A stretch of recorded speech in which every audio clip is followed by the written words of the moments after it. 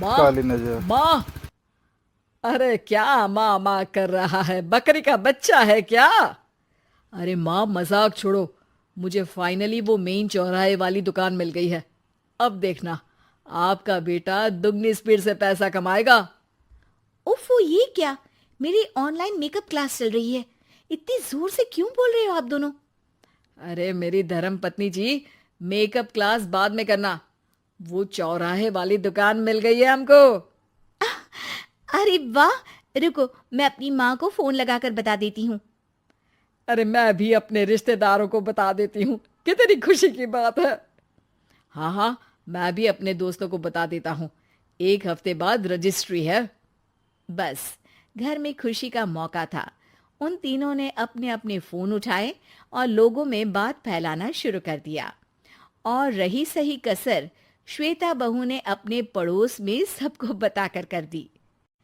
अरे वर्मा आंटी, अब हम भी जल्दी कार ले लेंगे। घर का रेनोवेशन होगा और ठाट से रहेंगे हम भी।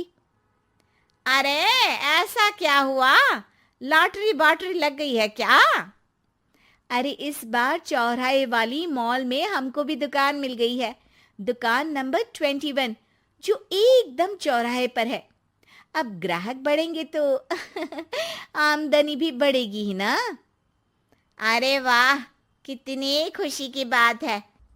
मैं बहुत खुश हूँ तुम्हें इतना खुश देख के। बाकी एक बात कहूँ, सबको मत बताते फिरना। किसी की नजर लग जाएगी तो खुशी की खबर वापस लौट जाएगी। हैं? ऐसे थोड़ी ना होता है। अब डरा रही हो। अरे सही कह रही हूँ। काली नजर कहते हैं इस चीज को, जब आप किसी को कुछ बताओ और वो काम बिगड़ जाए। अरे लेकिन मैं तो। तुमने सबको बता दिया ना? हाँ, फोन लगा लगा के। अब बच के रहना। काली नजर बड़ी खतरनाक होती है। श्वेता इतनी खुश रहती है कि वो वर्मा आंटी की बात पर ध्यान ही नहीं देती, जबकि पड़ोस में और भी लोगों से खुशी की खबर शेयर करती रहती है। अगले दिन राजेश बहुत दुखी होकर घर आता है। अरे बेटा क्या हुआ? मुंह क्यों सूजा हुआ है? मधुमक्खी ने काट लिया क्या? माँ, वो दुकान किसी और के पास चली गई। किसी ने ज्यादा भाव लगा दिया। अरे पर बात तो आपसे हुई थी ना उस दुकान वाले की। हाँ, आज मैं टोकन अमाउंट देने गया था, तब मुझे पता चला। कोई आकर सुबह मुझसे पहले ही ज्यादा अमाउंट दे गया। काली नजर। क्या? क्या कहा? वर्मा आंटी ने समझाया था कि किसी को बताना मत, वरना काली नजर लग जाएगी। अच्छा, तुम्हें उनकी बात मान लेनी चाहिए थी। उनकी बात मान लेती, लेकिन उसके पहले ही सबको बता चुके थे ना हम तीनों। अरे अगली बार से ध्यान रखेंगे। कोई भी नई चीज होगी तो किसी को नहीं बताएंगे। तीनों कुछ दिन ऐसे ही रहते हैं, पर एक दिन श्वेता को एक मेल आता है। राजेश, मेरा ऑनलाइन मेकअप कोर्स कंप्लीट हो गया। अब मैं खुद का पार्लर खोल सकती हूँ। अरे वाह, अपने मोहल्ले में ही खोलते हैं। ये जो घर के सामने दुकान है ना, वहीं। हाँ, यहाँ सस्ती भी मिल जाएगी। अगले दिन श्वेता वर्मा आंटी के पास जाती है, मिठाई का डब्बा लेकर। अरे आओ आओ, कैसे आना हुआ? जोर से नहीं बोलूंगी। वो सामने वाली दुकान है ना, वहां मैं अपनी पार्लर की दुकान खोलने वाली हूँ। उसकी मिठाई है। अरे वाह, बहुत बधाई हो तुमको। हाँ, मैं कमाने लगूंगी तो राजेश पर पूरे घर का बोझ नहीं रहेगा ना आंटी जी। ये तो है। पर ये बता कि तूने ये बात किसी और को तो नहीं बताई ना? अरे नहीं नहीं, पिछली बार गलती कर दी थी।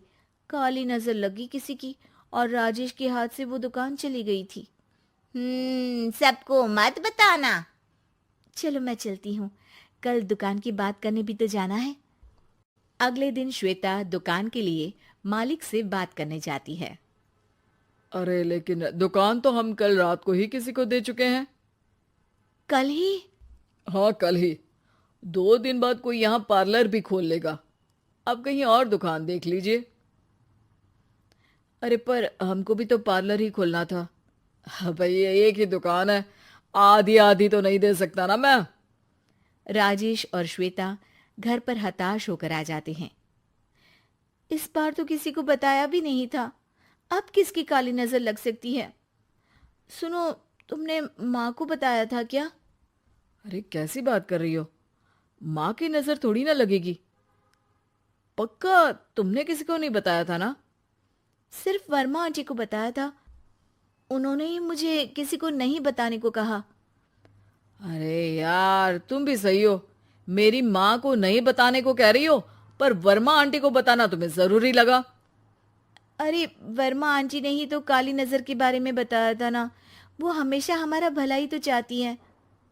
मेरी माँ भी हमारा भला ही चाहती है। अरे पर चिल्ला क्यों रहे हो? बात नहीं कर सकते क्या आराम से? नहीं आता वो आराम से बात करना, और करना भी नहीं चाहता हूं मैं। दुकान जाने का दुख गुस्से में बदल गया था और राजेश और श्वेता में बात बंद हो गई थी। 2 दिन बाद मोहल्ले में पार्लर का इनॉग्रेशन हुआ, जिसमें मोहल्ले के सभी लोगों को बुलाया गया, पर श्वेता, राजेश और माँ नहीं जाते। माँ, अंदर आ जाओ, क्या देख रही हो? अरे नया पार्लर देख रही हूं अपने आंगन से। देखो, माँ को दूसरे का सुख देखने में कितना मजा आ रहा है, मेरा दुख नहीं दिख रहा इन्हें। यह मेरा पार्लर भी तो हो सकता था। अरे चुप रहो यार, हर बात में लड़ाई क्यों ढूंढ रही हो? राजेश और श्वेता फिर बहस करने लगते थे। तभी माँ ने दोनों को बाहर बुलाया। अरे जरा देखो तो, दुकान चलाने वाले का बोर्ड पर नाम क्या लिखा है? श्रुति वर्मा। गाड़ी निकाल बेटा, हमें कहीं जाना है। काली नजर का इलाज कराने? राजेश अपनी बाइक निकालता है। तीनों ट्रिपलिंग कर रहे हैं। माँ राजेश को उस मॉल वाली दुकान पर लेकर जाती है। आता था ना तू? हाँ, पर इनको भी दुखी करने लेकर आई हो क्या यहाँ पर दुकान दिखाकर? वहाँ काफी नहीं था? अरे श्वेता, थोड़ा सब्र रख, अभी पता चलेगा कि हम यहाँ क्यों आए हैं। बता, इस दुकान चलाने वाले का नाम क्या है? अनुपम वर्मा। कुछ समझ में आया? वो दुकान वाली श्रुति वर्मा, ये दुकान वाला अनुपम वर्मा, और हमारे पड़ोस में हमने उस दुकानों के बारे में बताया किसको था? अब वर्मा आंटी को। मतलब वर्मा आंटी ही हमारा काम बिगाड़ रही है? नहीं नहीं, ऐसा नहीं हो सकता, ये बस इत्तेफाक है। राजेश अपना फोन निकालता है और श्रुति वर्मा और अनुपम वर्मा के नाम फेसबुक पर सर्च करता है, जहां ये दोनों ही वर्मा आंटी के रिश्तेदार होते हैं। श्वेता को समझ में आ जाता है कि वर्मा आंटी की ही नजर खाली नजर है। अब क्या करना है? कोई भी खुशी की खबर हो तो काली नजर से बचना है, यानी वर्मा आंटी से बचना है।